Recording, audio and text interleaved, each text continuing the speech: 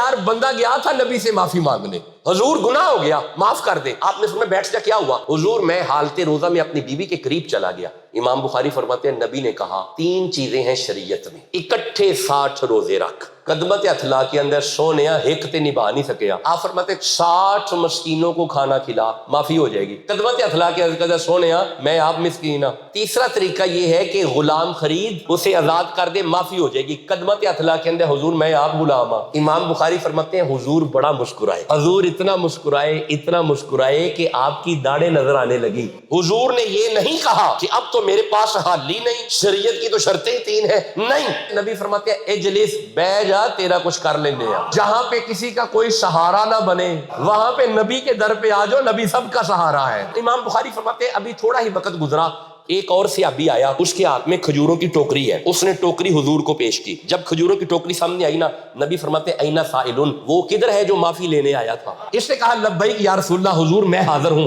آپ فرماتے ہیں یہ ٹوکری پکڑ کھجوروں کی، یہ جتنے صحابی بیٹھے ہوئے نا ان سب کو کھلا۔ جب کہا نا انہیں کھلا، اے ہن ٹوکری ویندا ہے کھجورا دیکھ کے پھر صحابہ کی طرف دیکھتا ہے، سارے صحابہ کو دیکھ کے پھر رخ مصطفیٰ دیکھتا ہے۔ اس نے بڑے ادب سے عرض کی یا رسول اللہ اس کے 2 کھجوروں کے باغ ہیں، اس کا 1 کھجوروں کا باغ ہے، اس کا منڈی میں کھجوروں کا کام ہے، یہ سارے امیر بیٹھے ہوئے ہیں، حضور میں بڑا غریب ہوں، حضور میں بھوکا، میرے بچے بھوکے، میری بیوی بھوکی، دریائے رحمت جوش میں آیا۔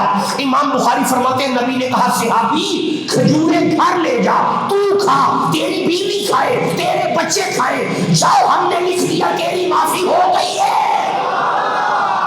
ہمارا معاشر کے میدان میں وکیل محمد رسول اللہ ہے، ہم بات ان سے کریں گے، ہمارا پیغام ان تک جائے گا، وہ جج سے بات کریں گے۔